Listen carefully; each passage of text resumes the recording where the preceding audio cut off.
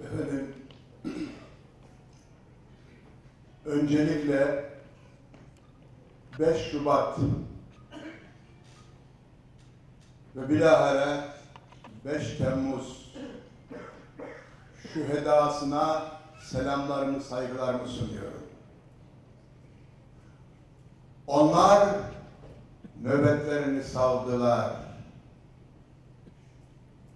Arkada bekleyenler itidal içerisinde akıllarını başlarına toplayarak kendileri için kurulan tuzaklara düşmeden inşallah Sadık Burhan ve onu takip eden büyüklerimizin hayatlarının sonuna kadar taşıdıkları emaneti onlar da taşıyarak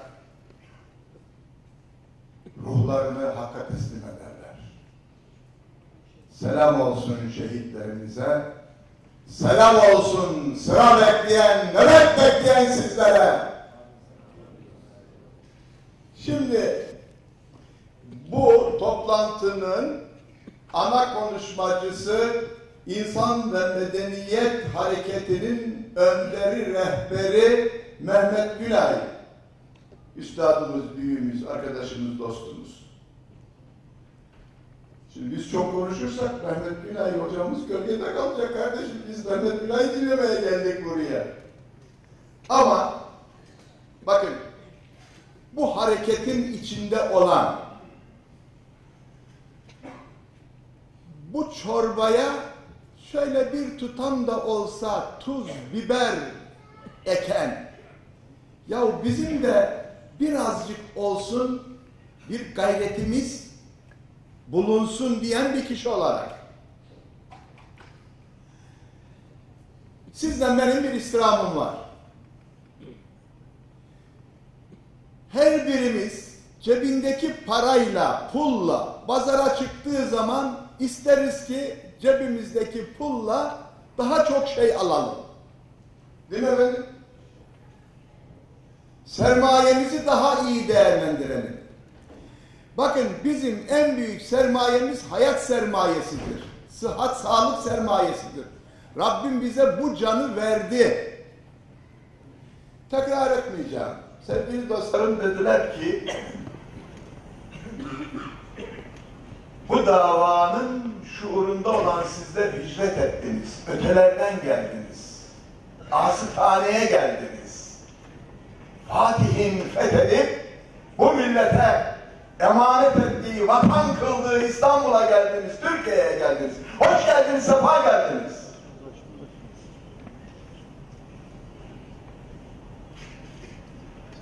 Her birimizin, hasreten sizin hedefiniz, Allah'ın vermiş olduğu bu ömür çizgisini sağlık içerisinde canlı ve diri tutarak Sadık Burhan ve ondan sonra gelen üstadlarımızın, büyüklerimizin bize emanet etmiş olduğu davaya sadık kalmak, hizmet etmektir. Ben size bütün riskleri göze alarak bir şey söyleyeceğim. Allah bir, Muhammed Hak,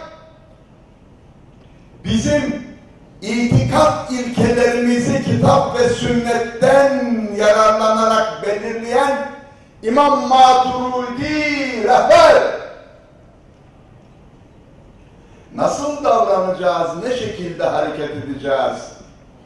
İmam-ı Azam Hazretleri rehber. Bakın ben hukuk tarihi hocasıyım. Batı hukukunda bilirim, Roma'yı da bilirim, İran'ı da bilirim, Hind'i de bilirim, İslam hukukunu da bilirim. Şunu hiç unutmayacaksınız. Hukukta mutedil olan, dengeli olan, heyecanına kapılmayan kitleler ve toplumlar muvaffak olur, yol alır. Fevriler, aşırılar yol alamaz. Hazarın kenarında kısılır kalır.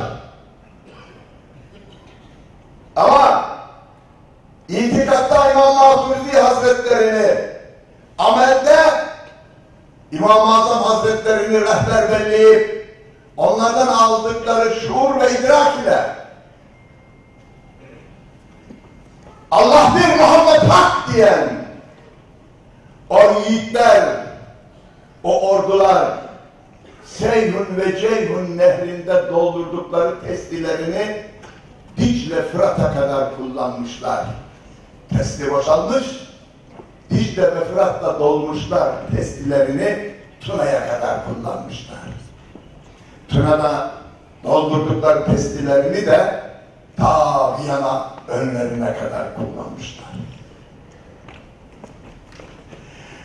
Rabbim bu milleti kendi davasına gönüldaş kılmış, bekçi kılmış, jandarma kılmış. Belgrad'ı fethetmiş Kanuni Sultan Süleyman 1521'de. Dönmüşler, gelmişler, Süleymaniye önünde bir merasim düzenlenmiş. Herkes, bütün kor diplomatlar, elçiler sultanı tebrik ediyorlar. Avusturya Büyükelçisi sultanın önünden geçerken seni tebrik ederiz, kutlarız demiş. Sultan, durdurun şu pire kafiri, ona bir sualim var demiş. Sual ne biliyor musunuz? Siz idareniz altındaki mazlumlara zulmetmeseydiniz bizim İstanbul'dan Belgrad'a kadar ne işimiz var?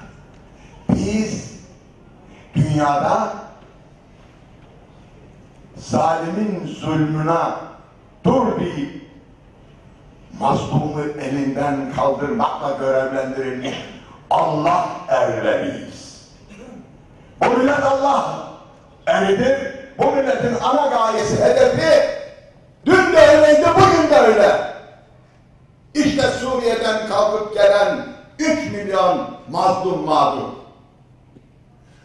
Bu ülke, bu asitane, bu insan zalimlerin zulmünden kaçanların sığındığı yerdir. Sizin için burası öz vatandır, ana vatanınızdır, ata yurdunuzdur. Hoş geldiniz, sefalar getirdiniz.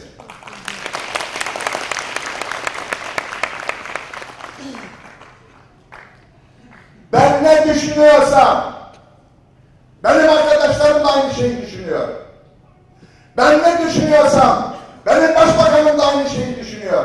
Ben ne düşünüyorsam, benim cumhurbaşkanım da aynı şeyi düşünüyor. Ama bize düşen bir görev var. İtidal, itidal, itidal, itidal. Tuzağa düşmemek, tuzağa düşmemek, tuzağa düşmemek.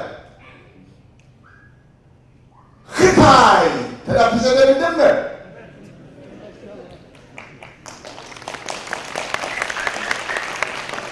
Hocam biz alkış alıyoruz, artık bu alkışlar bizi şımartacak, susmayacağız biz ama susacağız.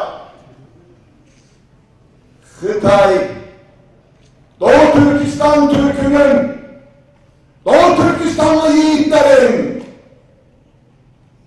vatanın azatlığı için şu al bayrağın kardeşi olan, şu al bayrağın kardeşi olan gar bayrağın semalarda dalgalanması için nöbet bekleyen, canını feda etme nöbeti bekleyen Doğu Türkistan Türk'ünü tuzağa düşürmek için, bütün dünyaya terörist olarak ilan etmek için fırsat kolluyor, tuzak kuruyor. Allah aşkına buna düşmeyin. Allah aşkına buna düşmeyin. Büyüklerinizi dinleyin. Bu devletin itibarı sizin de itibarınızdır. Bu devletin büyüklerini dinleyin. Kulak verin. Fermilik yapmayın.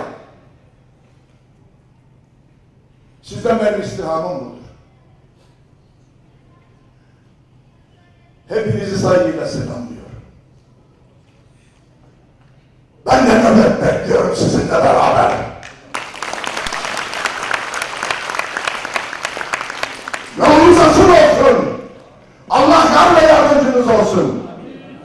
Saygılar sunuyorum hepinize.